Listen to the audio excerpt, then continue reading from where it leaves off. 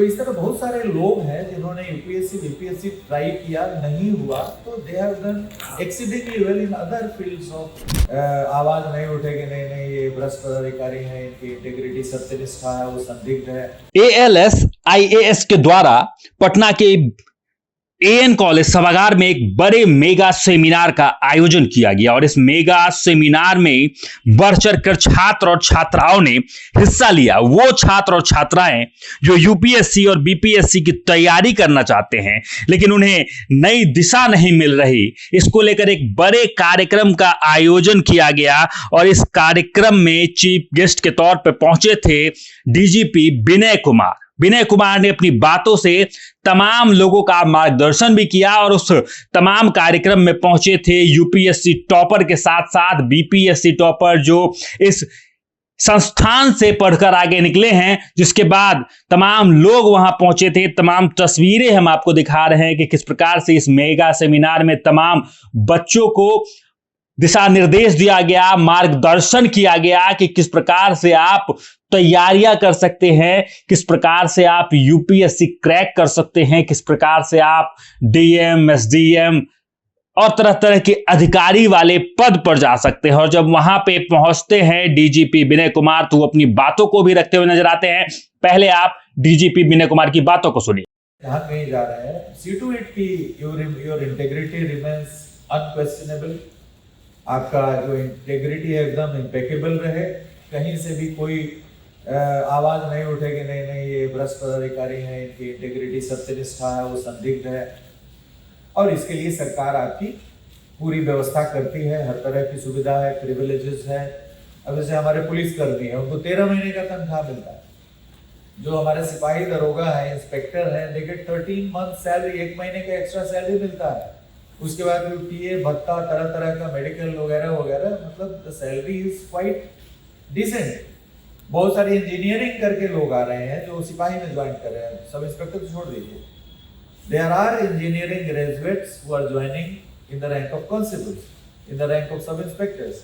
क्योंकि गवर्नमेंट की सैलरी अच्छी है, तो जब सरकार अच्छी सैलरी दे रही है तो इसमें ईमानदारी पूर्वक काम करने में कोई दिक्कत नहीं है और लगातार अपनी प्रोफेशनल क्षमता बढ़ाते रहिए जो सर्विस में आ गए हैं। और जो लोग भी तैयारी कर रहे हैं उनके लिए हमारे शब्द होंगे कि इन नंबर ऑफ अपॉर्चुनिटीज है समाज के अंदर। यदि आप जैसे मेरे मित्र जिन्होंने हमें यूपीएससी में ढकेला, वो उनका नहीं हुआ, लेकिन बाद में वो एक बड़ी अच्छी सर्विस ज्वाइन किए, बाद में वो वीआरएस भी ले लिए हैं और उन्होंने बाद में यूपीएससी नहीं हुआ तो यूपीएससी के एस्पिरेंट्स के लिए कोचिंग भी दिल्ली में उन्होंने खोला है। काफ़ी अच्छा कोचिंग भी उनका चला। सेंट्रल गवर्नमेंट में उन्होंने सर्विस भी किया, 25 साल बाद बीआरएस ले लिया, he is well of, quite well of. तो इस तरह बहुत सारे लोग हैं जिन्होंने यूपीएससी बीपीएससी ट्राई किया, नहीं हुआ, तो they have done accidentally well in other fields of social and economic progress. जो भी हमारे कार्ड हैं, सिर्फ यूपीएससी बीपीएससी ही नहीं बल्कि बहुत सारे कार्ड हैं जिसमें आप अच्छा कर सकते हैं। हाँ, बट ये है कि आपका जो प्राइम ईयर्स है 5 साल 6 साल जब इसमें आप व्यतीत कर लेते हैं, उसके बाद थोड़ी सी अर्जेंसी आ जाती है कि भाई अब तो हम 35 इयर्स के हो गए, 32 33 इयर्स के हो गए, अब हम क्या करें। जैसे मेरे साथ फायदा ये था कि मैं 20 साल 20.25 साल में बीटेक कर लिया, तो I had edge on my side. तो मैं ये सब जॉब एमटेक वगैरह करते हुए मैं 25 साल में घुस गया at least. So this is my 36th year of service. 91 batch मेरा है, 90 में मैंने एग्जाम दिया था।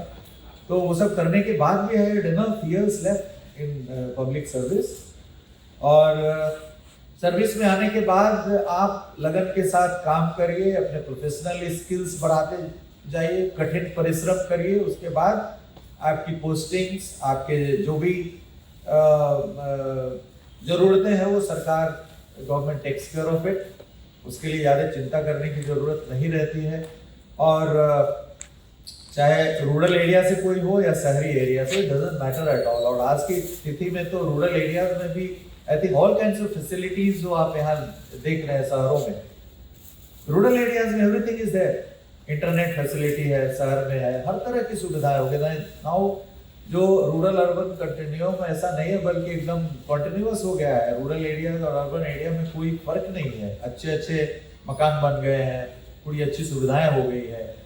सो नाउ रूरल और अर्बन में जो डिफरेंस था वो काफ़ी पट गया है आज के डेट में। इसलिए यदि रूरल एरिया में भी कोई रह रहे हैं तो वहाँ से भी आप जितने सारे मटेरियल्स अवेलेबल हैं तैयारी करने के लिए, आपके मोबाइल में अवेलेबल है, आपके लैपटॉप में अवेलेबल है। पहले स्टडी मटेरियल्स को सर्च करने में बड़ी दिक्कत होती, मिलता नहीं था। मुझे स्मरण होगा साइंस कॉलेज में मैं 2 साल रेस्ट्रिक हॉलीडे का फिजिक्स ढूंढते रह गया। 6-8 कॉपी था वहाँ पे लाइब्रेरी में, बट आई कुड ले माय हैंड्स ऑन रेस्ट्रिक हॉलीडे का फिजिक्स। तो आज के डेट में ऐसा है नहीं, आज इंटरनेट पे एवरीथिंग इज अवेलेबल। तो बड़ा आसान हो गया है आजकल पढ़ना, लेकिन कंपटीशन टफ हो गया है। ऑफ कोर्स कंपटीशन टफ हो गया है, क्योंकि अब जैसे बगैर तैयारी का, बगैर कंपटीशन का गुर सीखे थोड़ा मुश्किल हो गया है, जैसा कि लोग बताते हैं। पहले जैसा नहीं है कि आप एग्जाम लिख दिए और निकल गया। ऐसे आज के डेट में भी लोग निकाल रहे हैं, but competition has become tough, the service has become tougher. तो जो कंपटीशन की तैयारी कर रहे हैं पूरी लगन के साथ आप करिए। Wish you all success in your Endeavour, कि आप अगली बार जब भी एग्जाम दें you come with flying colours. My best wishes. तो आपने सुना डीजीपी विनय कुमार को, उन्होंने अपनी बातों को रखा, उन्होंने बताया कि किस प्रकार से उनकी भी राह कठिन थी, लेकिन कठिन राह को पढ़ाई के माध्यम से आसान कर दिया। और साथ ही उस इंस्टीट्यूट के जो डायरेक्टर है वो भी अपनी बातों को रखते हुए नजर आए हैं। उनके तमाम बातों के साथ हम छोरे चलते हैं। आज का जो कार्यक्रम है इसके 2 महत्वपूर्ण फेसेट या आयाम हैं। नंबर 1 है कि एक हम आईएएस मेगा सेमिनार आयोजित कर रहे हैं, ताकि बिहार और पटना से जो सिविल सेवा परीक्षा की तैयारी कर रहे हैं उनके साथ एक सटीक रणनीति पर परिचर्चा हो। और इस कार्यक्रम के दौरान हम 2025 के यूपीएससी परीक्षा में बिहार से, पटना से जो बहुत अच्छे रैंक लाए हैं उन सफल अभ्यर्थियों को सम्मानित कर रहे हैं। उनके बिहार का गौरव बढ़ाने के लिए हम उनका सम्मान कर रहे हैं। साथ ही साथ 70वीं बीपीएससी परीक्षा में भी जो 7-8 सफल अभ्यर्थी हैं उनका भी सम्मान कर रहे हैं। हमारी ये इच्छा है कि बिहार का आने वाले दिनों में जो प्रदर्शन है सिविल सेवा परीक्षा में, यूपीएससी में, वो और भी बेहतर हो। अभी भी बेहतर है, लेकिन और भी बेहतर होने की गुंजाइश है। और एएलएस ने, आईएएस ने अपने कॉरपोरेट सोशल रिस्पॉन्सिबिलिटी के तहत 51 लाख रुपए की स्कॉलरशिप राशि की घोषणा की है, जिसको हम एक स्कॉलरशिप एग्जाम के जरिए और waiver of fee from 50% to 100% के रूप में बिहार के डिजर्विंग और नीडी एस्पिरेंट्स को देने जा रहे हैं। लगभग 8 70वीं बीपीएससी में एएलएस आईएएस में पढ़कर सफल होने वाले अभ्यर्थियों को हम सम्मानित करने जा रहे हैं।